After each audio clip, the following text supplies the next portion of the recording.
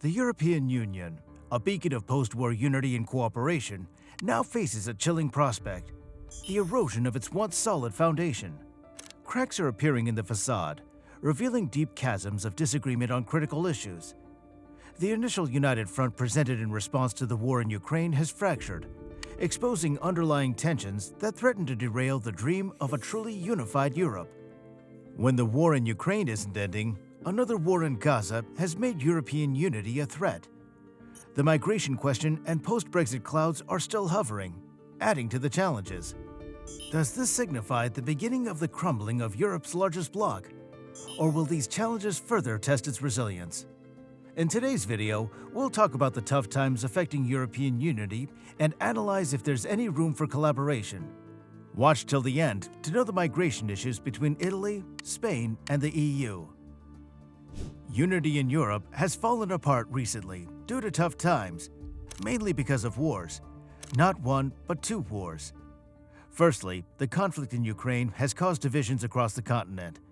Since February 2022, countries like Poland and the Baltic states, which have experienced Soviet aggression in the past, support taking a strong stance against Russia. They advocate for significant sanctions and military aid to Ukraine. On the other hand, countries like France and Germany, which have strong economic ties with Russia, prefer diplomacy and aim to mend relations eventually. It took some time for Olaf Scholz, the German chancellor, to send heavy equipment to Ukraine.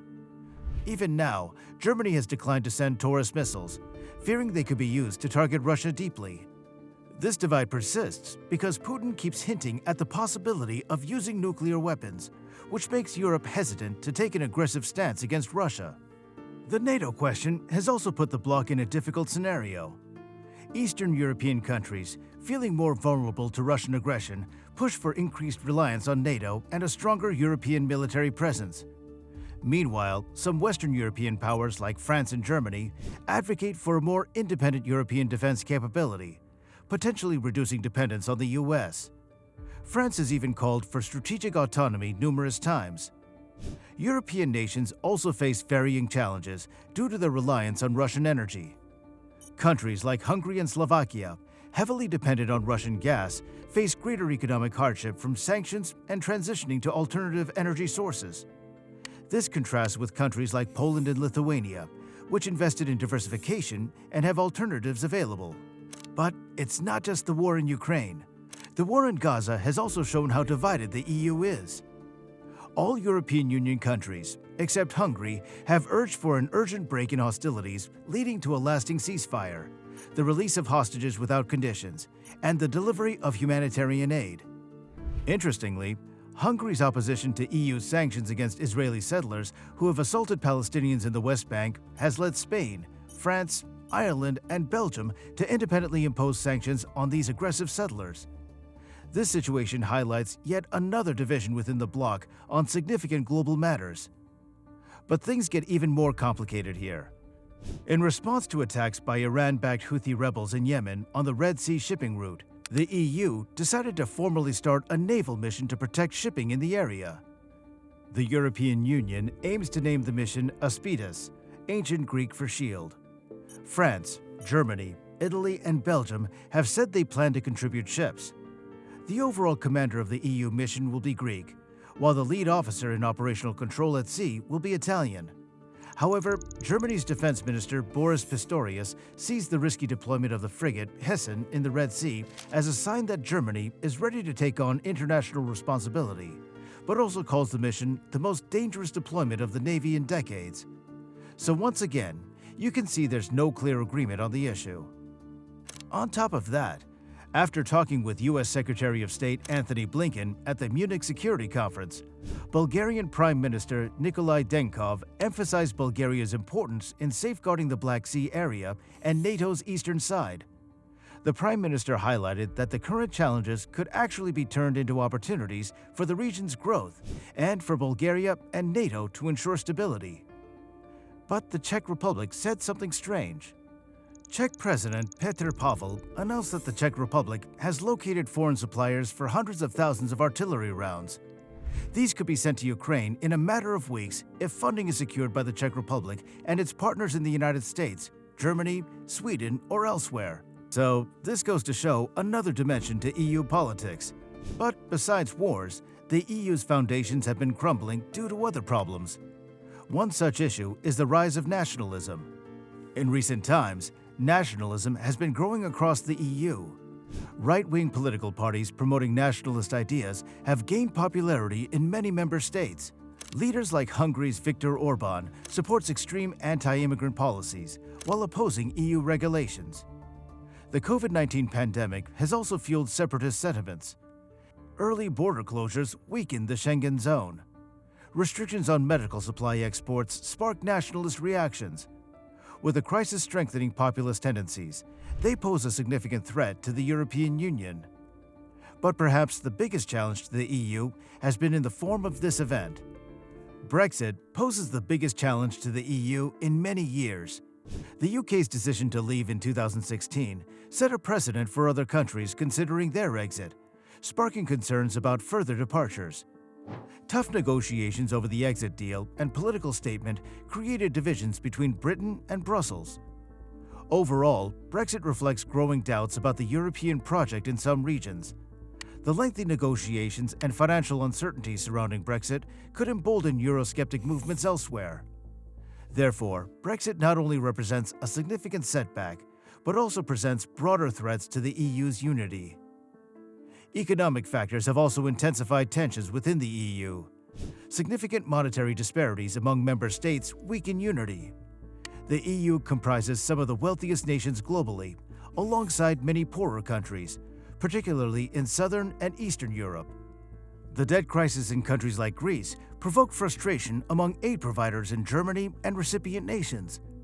The pandemic has exacerbated these divisions.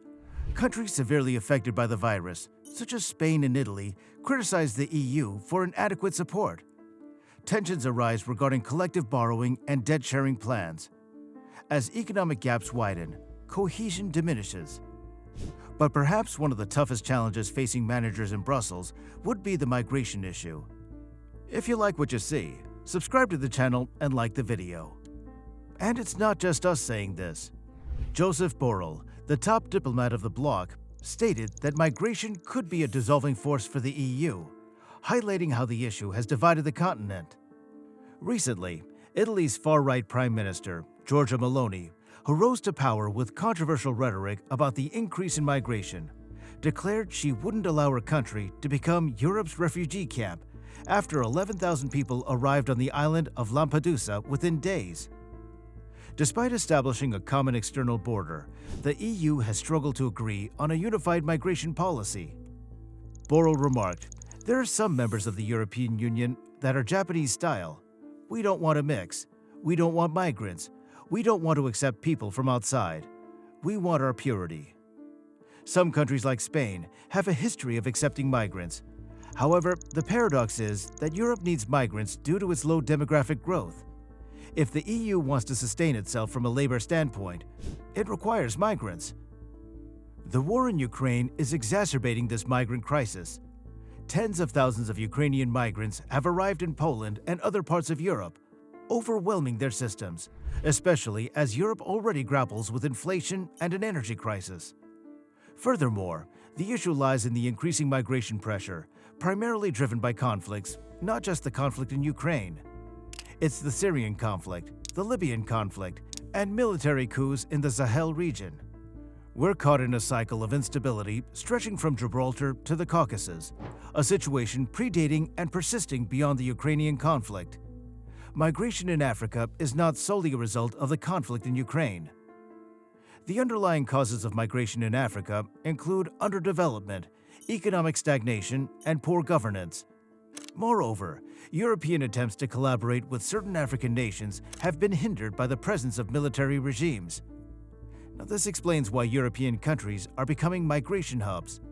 Airports in Madrid are crowded, Paris is overwhelmed, and Greece's coasts are inundated with migrants. It seems as though the EU is pressuring countries and members to accept migrants, despite their reluctance, which could further jeopardize EU unity in the years to come. But are there any ways for the EU to work together and stay united? Let's find out. Although the EU doesn't have a single military leader, cooperation on safety and defense has improved quickly lately. Combined Navy battle groups have joined foreign crisis missions. Programs like Permanent Structured Cooperation and the European Defense Fund encourage developing capabilities and buying equipment together. Russia's attack on Ukraine has spurred greater defense unity. Supporting Ukraine's resistance and imposing severe penalties on Russia aligns with joint EU actions. The significant global impact of the conflict may also push for closer cooperation on defense abroad and defense regulations. Technology is another area where the EU can come together. Important privacy and data security regulations introduced from 2018 onwards have positioned the EU as a leader in regulating technology. With US tech companies gaining more influence globally, the EU uses its largest single market to set international standards on issues like artificial intelligence and platform responsibility. Elections and summits in 2024 will greatly influence the future of the EU. Several countries, including Sweden, Estonia, Latvia, Finland, Greece, Belgium, and Denmark, will hold elections during this time. These elections could lead to changes in both Eurosceptic and pro-EU parties. Major EU meetings will also address important issues like admitting new members and strengthening the economic union. The future of Europe hangs in the balance, and any threats to this unity could have severe consequences for the entire continent. But what are your thoughts on this? Let me know in the comments. Like and subscribe to the channel. Also, watch our video on whether NATO can share the stage for European defense.